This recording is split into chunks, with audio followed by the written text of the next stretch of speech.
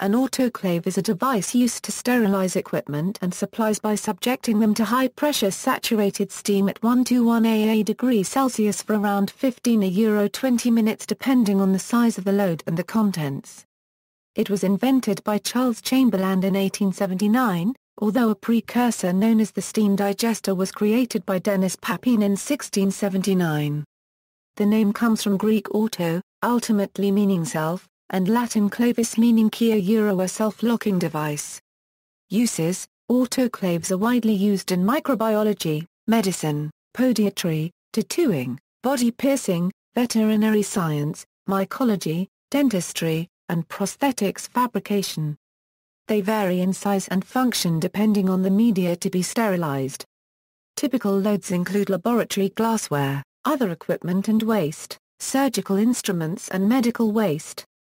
A notable growing application of autoclaves is the predisposal treatment and sterilization of waste material, such as pathogenic hospital waste.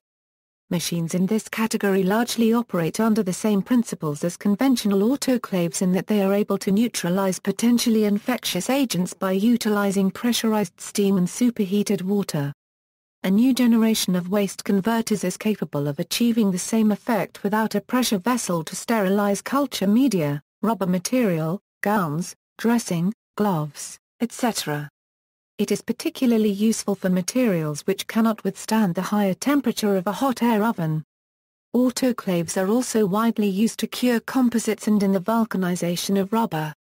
The high heat and pressure that autoclaves allow help to ensure that the best possible physical properties are repeatably attainable. The aerospace industry in Sparmawkers have autoclaves well over 50 feet long, some over 10 feet wide. Air removal: it is very important to ensure that all of the trapped air is removed from the autoclave before activation, as trapped air is a very poor medium for achieving sterility. Steam at 134 degrees Celsius can achieve in 3 minutes the same sterility that hot air at 160 degrees Celsius can take 2 hours to achieve. Methods of achieving air removal include downward displacement: as steam enters the chamber, it fills the upper areas first as it is less dense than air. This compresses the air to the bottom, forcing it out through a drain which often contains a temperature-sensing device. Only when air evacuation is complete does the discharge stop. Flow is usually controlled by a steam trap or a solenoid valve, but bleed holes are sometimes used, often in conjunction with a solenoid valve. As the steam and air mix, it is also possible to force out the mixture from locations in the chamber other than the bottom. Steam pulsing: air dilution by using a series of steam pulses, in which the chamber is alternately pressurized and then depressurized to near atmospheric pressure. Vacuum pumps: a vacuum pump sucks air or air-steam mixtures from the chamber. Superatmospheric cycles, achieved with a vacuum pump. It starts with a vacuum followed by a steam pulse followed by a vacuum followed by a steam pulse. The number of pulses depends on the particular autoclave and cycle chosen. Subatmospheric cycles: similar to the superatmospheric cycles, the chamber pressure never exceeds atmospheric pressure until they pressurize up to the sterilizing temperature. In medicine, a medical autoclave is a device that uses steam to sterilize equipment and other objects. This means that all bacteria, viruses, fungi, and spores are inactivated. However, prions, such as those associated with Creutzfeldt-Jakob disease, may not be destroyed by autoclaving at the typical 134 degrees Celsius for 3 minutes or 121 degrees Celsius for 15 minutes. Also, some organisms, such as the Archaeongeogema barossa, can survive at temperatures above 121 degrees Celsius. Autoclaves are found in many medical settings, laboratories, and other places that need to ensure the sterility of an object. Many procedures today employ single-use items rather than sterilizable, reusable items. This first happened with hypodermic needles, but today many surgical instruments are commonly single-use rather than reusable items. Autoclaves are of particular importance in poorer countries due to the much greater amount of equipment that is reused. Providing stovetop or solar autoclaves to rural medical centers has been the subject of several proposed medical aid missions.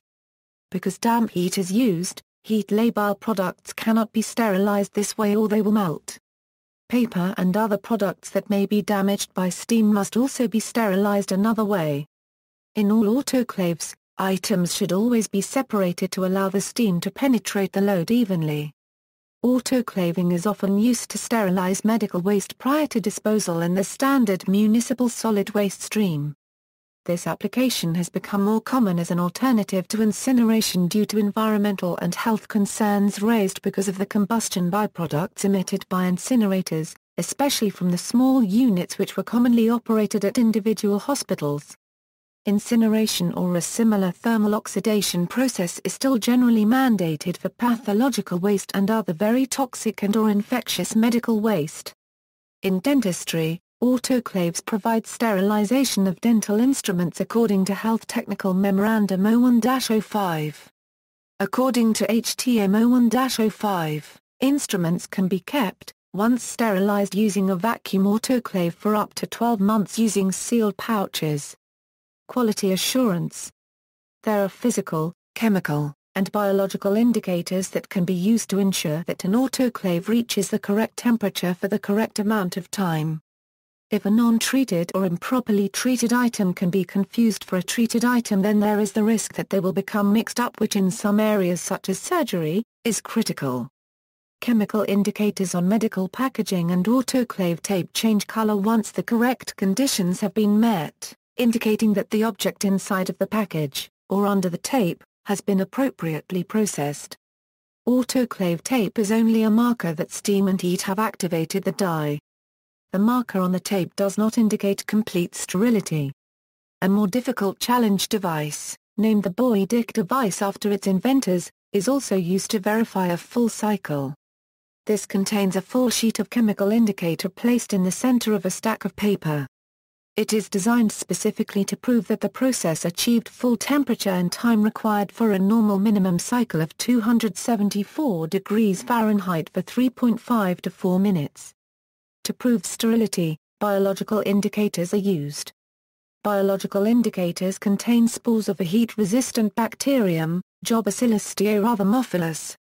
If the autoclave does not reach the right temperature, the spores will germinate when incubated and their metabolism will change the color of a pH-sensitive chemical. Some physical indicators consist of an alloy designed to melt only after being subjected to a given temperature for the relevant holding time. If the alloy melts, the change will be visible. Some computer-controlled autoclaves use an FO value to control the sterilization cycle.